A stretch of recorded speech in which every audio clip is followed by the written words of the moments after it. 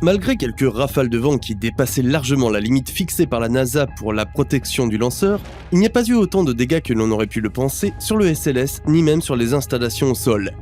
Le lancement du programme Artemis a donc été maintenu pour le 16 octobre 2022.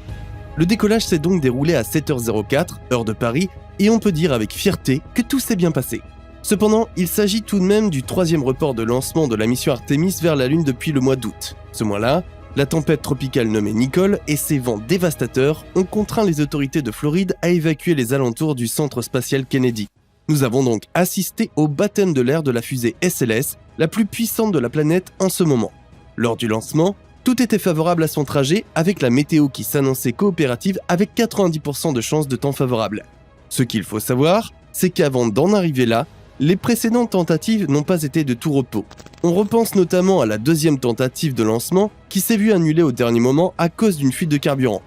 Quant à la première annulation du projet, c'était dû à un capteur défectueux. En tant que passionné de l'espace et tout ce qui s'y affilie, vous devez sans doute savoir que le moindre problème lors d'un lancement doit amener à l'annulation immédiate de ce dernier afin d'éviter tout danger possible. Cependant, les responsables de la NASA n'ont cessé de dire que tous ces problèmes sont en réalité normaux dans l'accomplissement de l'œuvre finale. Selon eux, il fallait que les équipes puissent être tenues informées sur tous les types d'erreurs qu'il pourrait y avoir. Aux États-Unis, on a pu observer le rassemblement d'environ 200 000 personnes présentes pour assister à ce beau spectacle, dont la vice-présidente des États-Unis, Kamala Harris.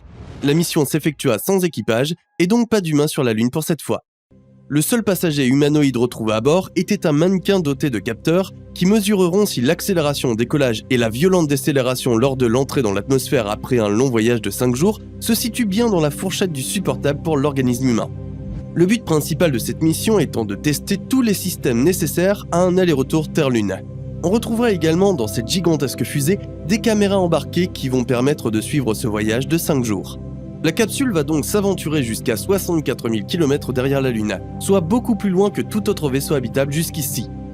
Quelle est donc la suite du programme ? Eh bien, en 2024, si toutes les conditions favorables sont réunies, nous aurons droit au lancement du programme Artemis 2, au cours duquel nous allons pouvoir observer des astronautes aller vers la Lune, mais sans y atterrir. Cela vous rappellera sans doute l'histoire d'Apollo 8 en 1968, qui l'avait également fait. En ce qui concerne l'équipage qui fera partie de cette mission, d'ici la fin de cette année, des informations devraient nous parvenir et vous serez bien évidemment mis au parfum de tout cela. Ce que nous savons pour le moment, c'est que parmi l'équipage se tiendra un Canadien. Cela fera de lui le tout premier ressortissant du Canada à se rendre aussi loin dans l'espace. Une fois le projet Artemis 2 terminé avec succès, nous devrions maintenant assister à une 3e mission qui va cette fois-ci consister à atterrir sur la Lune. Il s'agit là donc de la première étape du programme Artemis qui visera à faire atterrir des astronautes sur la Lune. Nous allons donc assister pour la première fois à la descente au pôle sud de ces hommes sur la Lune où selon les scientifiques, l'eau y est présente sous forme de glace. Pour le moment, le programme Artemis 3 a été confirmé pour l'année 2025. Mais selon des sources qui ont été rendues publiques récemment, ce programme devrait avoir lieu normalement en 2026. Une fois que le programme Artemis 3 aura été mis en place, la NASA souhaite par la suite lancer une mission par an, dans le but d'explorer l'univers et de comprendre de plus en plus le fonctionnement du système qui nous entoure. Comment parler de fusée sans parler d'Elon Musk, le milliardaire le plus en vogue en ce moment ? Dites-vous bien que pour le lancement du programme Artemis 3, la NASA a choisi la société SpaceX créée par Elon Musk pour construire l'alunisseur d'Artemis 3. Plus précisément, ce véhicule fera la navette entre la capsule Orion et la surface de la Lune. Une fois arrivé en orbite autour de la Lune, la capsule se fixera solidement à l'engin qui lui aura déjà été envoyé en amont, puis sera chargé de descendre les astronautes jusqu'à la surface, puis ensuite de les remonter. Ce sera donc à bord de l'Orion que nous verrons nos chers astronautes arpenter la surface de la Lune en toute sécurité. Le programme de retour sur la Lune, Artemis, est l'une des plus grandes priorités de la NASA pour de nombreuses années à venir. Le nom Artemis a été choisi en reflet au programme Apollo, qui consistait à emmener les seuls 12 hommes jusqu'à aujourd'hui à avoir marché sur la Lune entre 1968 et 1972. Pour la petite histoire, dans la mythologie grecque, Artemis est la sœur jumelle d'Apollon et est une déesse qui est associée à la Lune. Même sur le choix du nom, à la NASA, ils sont très techniques. L'alunisseur du programme 3 d'Artemis sera une version du vaisseau Starship, qui n'a effectué pour le moment que des tests suborbitaux. Afin d'atteindre l'orbite terrestre, l'alunisseur devra donc être propulsé par le premier étage de la fusée Super Heavy, qui est également un projet en cours de développement. Cependant, Bien avant de pouvoir se rendre jusqu'à la Lune, l'engin devra faire le plein en se ravitaillant directement dans l'espace à l'aide d'un autre vaisseau Starship déjà rempli de carburant. Il s'agit là d'un transfert très dense encore jamais testé jusque-là. En ce qui concerne la suite du programme Artemis, la NASA a lancé à nouveau un appel d'offres auprès d'une compagnie pour la conception d'alunisseurs supplémentaires. Le programme Artemis n'est pas unique en soi, car il inclut aussi la construction d'une station en orbite autour de la Lune que l'on nommera Gateway. Pour la fin de l'année 2024, on assistera au lancement des 2 premiers éléments, à savoir un module d'habitation et un système de propulsion par une fusée Falcon Heavy de chez SpaceX. Les modules suivants seront lancés par SLS en même temps qu'Orion et son équipage, chargé de les assembler à destination. Les astronautes y resteront entre 30 et 60 jours. À terme, un alunisseur y sera arrimé pour leur permettre de descendre sur la Lune à partir de la station comme dit précédemment dans la vidéo. Gateway doit également servir d'étape avant les futurs voyages vers Mars.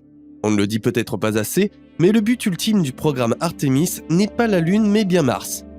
La NASA souhaite de tout cœur tester les technologies nécessaires à l'envoi des premiers humains vers Mars, encore appelée la planète rouge, avec de nouvelles combinaisons, des véhicules pour se déplacer, une mini-centrale électrique ainsi que l'utilisation de l'eau lunaire.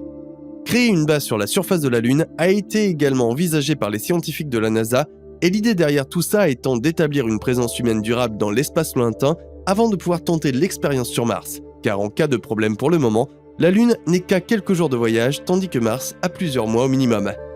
Il est important de retenir que la NASA est prête à mettre en œuvre toutes les ressources possibles et inimaginables pour l'aboutissement de ce projet, car il pourrait bien s'agir là du projet qui nous permette d'aller encore plus loin dans l'état des choses actuelles. Ce qu'il faut également savoir, c'est que le décollage de la fusée SLS suit bien plusieurs étapes. Des étapes qui permettent d'ailleurs de déceler s'il y a un problème ou non. Plusieurs heures avant l'ouverture de la fenêtre de tir, le remplissage des réservoirs commence, en hydrogène et en oxygène. C'est d'ailleurs pendant cette étape qu'avait été constatée une fuite de carburant lors du lancement d'Artemis 1. Lorsqu'il sonne 00h, 0 minutes et 0 secondes, c'est l'heure du décollage. Juste 2 minutes après son décollage, la fusée est déjà très loin et elle largue ses propulseurs dès que ces derniers ne contiennent plus de carburant. Juste après 3 minutes, on observe le SLS à 91 km d'altitude. 8 minutes et 14 secondes après, l'étage central n'est plus utile. Juste l'étage supérieur est conservé et c'est ce qui continue à pousser Orion en hauteur. Après 1 heure et 25 minutes, Orion est à 601 km d'altitude, puis au bout d'1 heure et 53 minutes, la capsule est à 3850 km de la Terre. C'est donc à partir de ce moment qu'il va poursuivre son voyage seul à travers l'espace. Cette grosse fusée du projet Artemis est composée de 4 principaux morceaux, dont un étage supérieur en dessous de la capsule d'Orion, un étage central que vous devriez reconnaître grâce à sa couleur orange, 2 propulseurs de couleur blanche et pour finir, 4 moteurs en bas de l'étage central SLS. Cette configuration n'est cependant que temporelle, car le but de ce projet est qu'il évolue en fonction des différents besoins et des différentes missions. Comme dit précédemment dans la vidéo, pour le programme Artemis, la fusée doit être capable d'envoyer la capsule Orion dans l'espace avec un équipage à bord. Par contre, la NASA anticipe déjà d'autres versions du SLS afin d'envoyer des équipements sur la Lune et pourquoi pas sur Mars. Ce qui impressionne plus que tout avec le SLS, c'est sa vitesse qui peut atteindre jusqu'à 9,7 km par seconde. Dites-vous qu'à cette vitesse, la fusée pourrait faire le tour de la Terre en à peine 1 heure et 6 minutes. Somme toute, le projet Artemis a été bien pensé et avec la feuille de route établie par la NASA que nous vous avons détaillée au cours de cette vidéo, cela risque d'être encore plus intéressant dans les années à venir. Merci à tous d'être restés jusqu'à la fin de la vidéo. J'espère que cette dernière vous a plu. Si c'est le cas, lâchez-nous votre plus gros pouce bleu en bas de cette vidéo et dites-nous en commentaire ce que vous avez pensé de ce premier lancement. En attendant, portez-vous bien et à très vite pour de belles surprises.